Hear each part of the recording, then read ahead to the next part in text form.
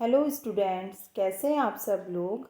बच्चों, आज मैं आपको रीऑर्डरिंग सेंटेंस और jumble words into meaningful sentence जो आपके एग्ज़ाम में आते हैं, क्लास 9th में भी आते हैं, 10th में भी आते हैं, 11th और 12th में भी आते हैं।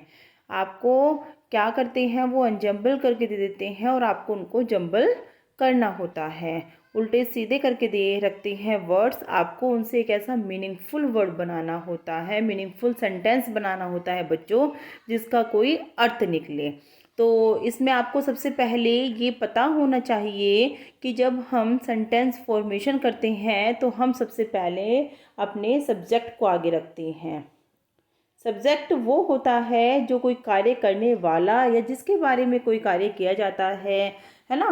तो वो हमारा क्या होता है, सब्जेक्ट होता है। फिर हम बच्चों ऐड करते हैं उसमें अपनी वर्ब। वर्ब भी हमारे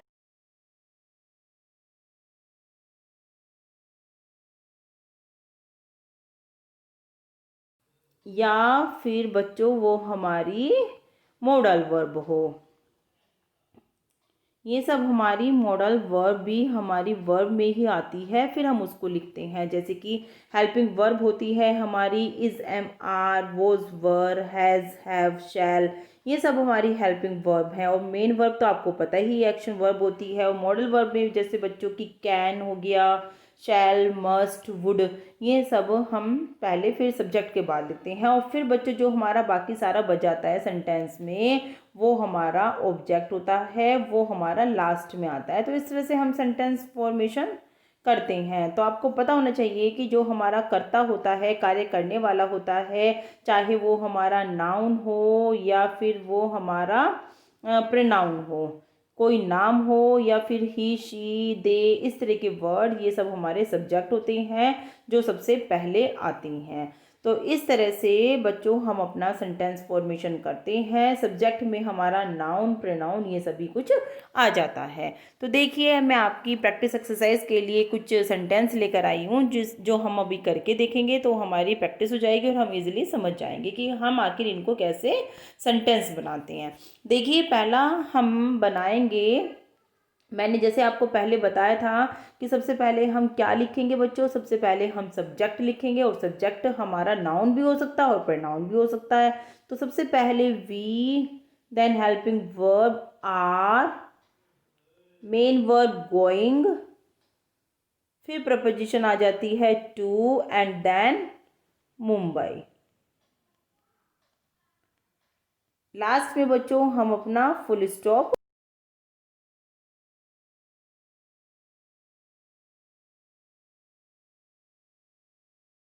मुंबई। बच्चों, सबसे पहले आप सेंटेंस में जो वर्ड दिए गए हैं इसको 2 बार पढ़ेंगे, फिर आप अपना सब्जेक्ट उठा लेंगे तो वो आपका सेंटेंस खुद ब खुद बनता चला जाएगा। आपको याद रखना है कि पहले हेल्पिंग वर्ब, फिर मेन वर्ब, उससे पहले सब्जेक्ट और फिर ऑब्जेक्ट, है ना। और ऑब्जेक्ट से पहले हम प्रीपोजिशन लगाते हैं। देखो, सेकंड सेंटेंस हम बनाएंगे वी। सेकंड सेंटेंस में हमारा सब्जेक्ट है यू,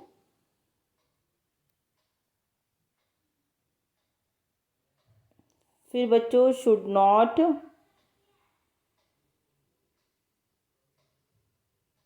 आप लोग साथ साथ करते जाइए, साथ साथ बोलते जाइए, आपको प्रैक्टिस हो जाएगी। You should not waste your time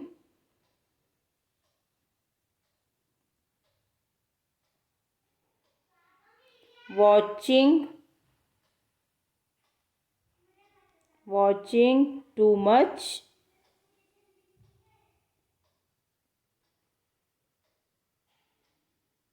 MUCH much TV. You should not waste your time watching too much TV. तुम्हें अपना समय व्यर्थ नहीं करना चाहिए बहुत ज़्यादा टीवी देख कर। वॉचिंग टू मच टीवी बच्चों, ये हमारा क्या हो जाएगा, ये ऑब्जेक्ट हो जाएगा। तो इसी तरह से हम अपना तीसरा सेंटेंस बनाते हैं। चलिए, a teacher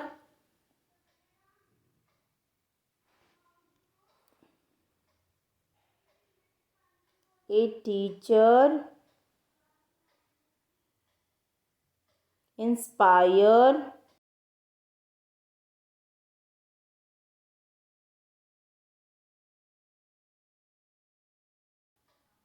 motivates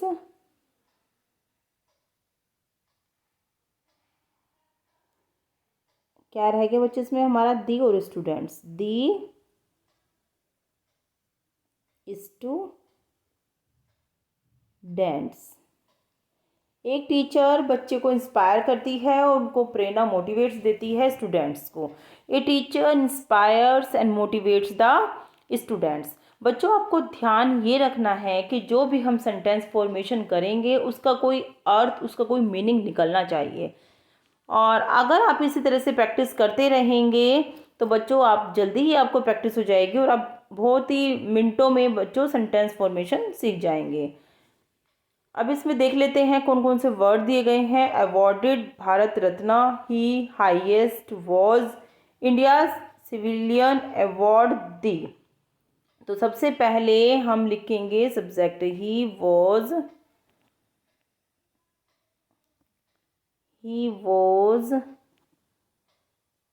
awarded the India's highest civilian award, Bharat Ratna. उसे इंडिया का सबसे उच्च सिविलियन अवार्ड से पुरस्कृत किया गया था, भारत रत्न से। तो बच्चों मैं आपको थोड़े इसी लेवल के सेंटेंस बता रही हूँ जो आपके 9th 10th 11th 12th में एग्जाम में आ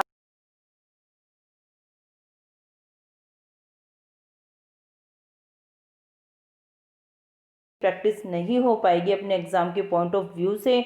सो दैट तो इसलिए बच्चों मैं आपको थोड़े उसी लेवल के बता रही हूँ जिस लेवल के आपके एग्ज़ाम में आती हैं।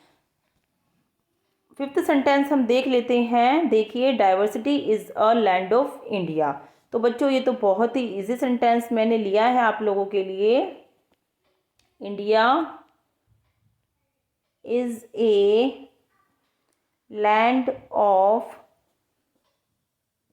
डाइवर्सिटी। जितनी ज़्यादा बच्चों आप लोग प्रैक्टिस करेंगे उतनी ज़्यादा आपका हैंड साफ होगा इन सेंटेंस मेकिंग में और आप उतना ही कम टाइम लगाएंगे इनको फॉर्मेट करने में। सिक्स सेंटेंस देख लेते हैं। Uttarakhand lies gym Corbett park the in Nainital district of. देखिए, जिम कॉर्बेट पार्क के बारे में बात की जा रही है तो हम लिखेंगे जिम कॉर्बेट पार्क लाइज रहता है in Nainital district of Uttarakhand.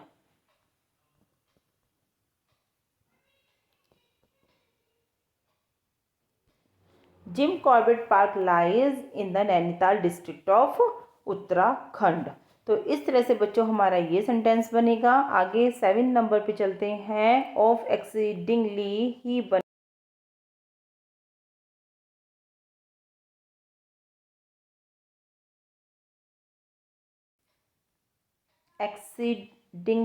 Exceedingly का मतलब बहुत ज़्यादा। Exceedingly fond of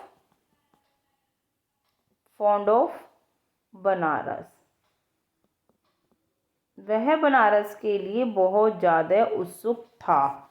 he was exceedingly fond of Banaras. 7th number पे देखते हैं बच्चों। Its significance each has festival on and legend history. क्या बनाएंगे? आपको पता चल रहा होगा कि ये सेंटेंस, ये वर्ड्स क्या कहना चाह रहे हैं। Each festival has its on history, legend and significance. Each festival has its own history, legend and significance. हर एक फेस्टिवल का अपने एक इतिहास होता है, एक महत्व, एक कथा होती है. तो next move to the next sentence. Room the I on knocked door before the entered. ये सारे वर्ड हमारे आने चाहिए सेंटेंस में. चलिए ट्राई करते हैं. I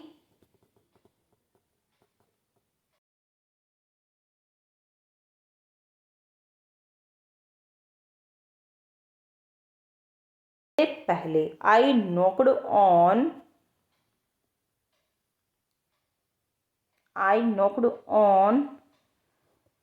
the door before. देखो बच्चों, यहाँ पर आई हमारा 2 बार आ रहा है, तो हम 2 बार ही लिखेंगे सेंटेंस में. I knocked on the door before I entered the room. मैंने दरवाजे को नॉक किया, दरवाज़ा खटखटाया था. इससे पहले कि मैं कमरे में जाता, मैं कमरे में एंटर करने से पहले मैंने दरवाज़ा खटखटाया था. तो इस तरह से बच्चों हम लोग अपना सेंटेंस बनाएंगे. देखिए इसका मीनिंग भी निकल रहा है कि मैंने रूम में एंटर करने से पहले दरवाज़ा खटखटाया. तो नेक्स्ट देख लेते हैं. एट क्लैप्ड ऑडियंस दी 2 बार आ रहा है. देखो बच्चों यहाँ पर एंड ऑफ प्ले दी. तो इस तरह से क्या लिखेंगे. द ऑडियंस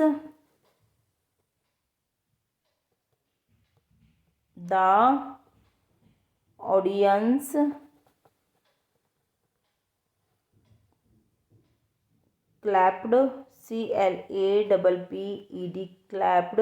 ऑडियंस ने तालियां बजाई थी. कब. एट भी दिया हुआ है. At the end of the play.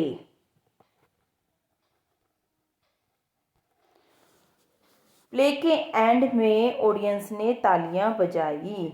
The audience clapped at the end of the play. तो इस तरह से देखिए बच्चों, अगर आपको पता चल जाता है कि हम सबसे पहले अपना सब्जेक्ट, फिर हम